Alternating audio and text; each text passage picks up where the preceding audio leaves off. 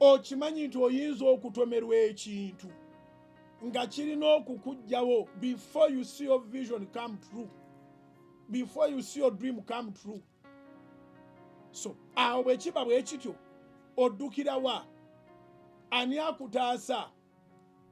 Oyogera n'ani? Oloopera ani? Ensonga zo ziteeka wa?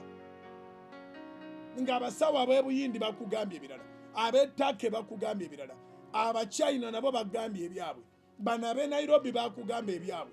Wava mu Uganda ng'ogamba Uganda togyesize. Abagagga badduka okutaasa obulamu bafuna results za wano ne bagamba nti ezo nedda kangendeko e South Africa. Naye wonna amawulire gasobola okugaana. Oddawa? Yobu agamba mazima nnaayogera n'omuyinza w'ebintu byonna.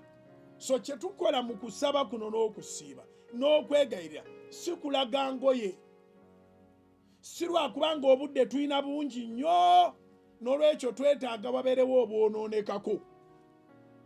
When we gather for prayers and fasting, it's not because we are wasting time.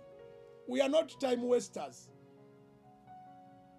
But because of what we are going through, we would rather find time with God and discuss these issues and talk to God and pray and ask for mercy